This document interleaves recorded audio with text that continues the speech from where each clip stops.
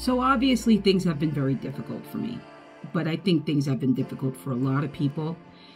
But I'm not talking about a lot of people. I'm talking about me, and I'm not going to invalidate why things are hard for me because I'm sick and tired of doing that to myself. Good morning. So today I'm going to talk about the fact that I think New York State has issues with gatekeeping. New York State is a social work state. I am a licensed mental health clinician. Now, I didn't know a lot about the mental health clinician history until I had spoken to other LMHCs in the NMCA, which is New York Mental Health Counselors Association. It's the political almost and part of the LMHCs, because this is how we, check our licensure. This is how we continue to see what other credentials we are going to be eligible for, So for 30 years, licensed mental health counselors for 30 years have been barred from certain jobs because we were not allowed the diagnostic privilege. Meanwhile, social workers get it. They get it. The minute they get their licensure, they actually get their privilege to diagnose. We fought, apparently, 30 years to get that. And now that we can get it, now we have to go through this procedure, which I'd already done, which is basically talk to my supervisor I had worked with, which would be my first supervisor that I started with my practicum internship. And then I got the job there, and then I got my licensure. So after your licensure, you have to fill out those hours that you did. That included diagnostic privilege, like you were diagnosing clients or patients.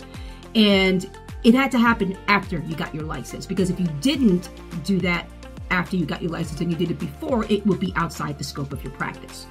So I did that. And my supervisor from then was so amazing, and she always has been.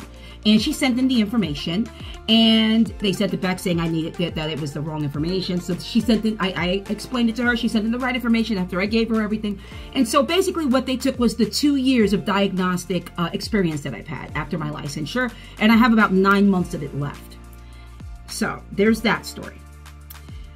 Not only am I a licensed mental health clinician, I am also a certified death doula, and I am also certified in grief and bereavement counseling. I have done it. I have had experience with grief and bereavement counseling. I have experience with terminal patients and their families. I applied for a hospice position.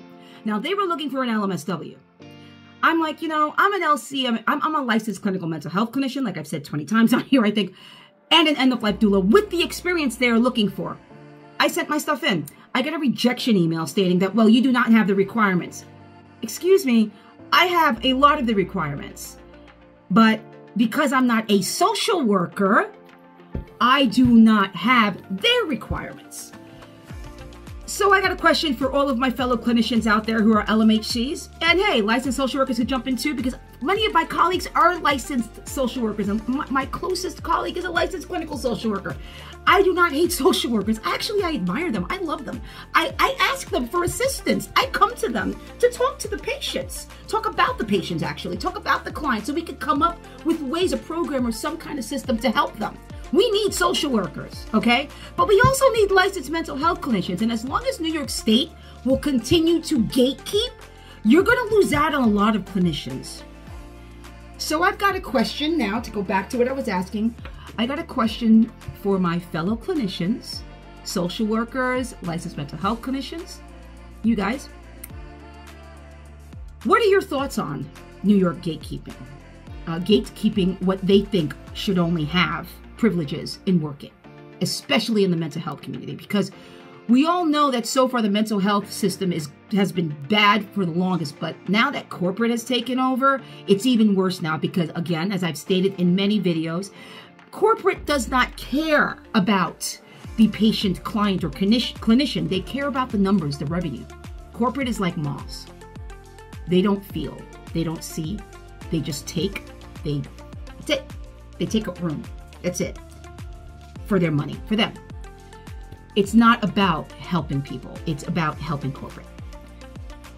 But I am very interested, that's besides the point, I am very interested in what clinicians feel in New York clinicians of all kinds, LMHCs, LMSWs, LCSWs, how they feel about this, especially the LMHCs.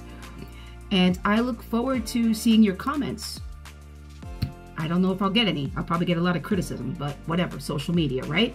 Have a good day, everyone.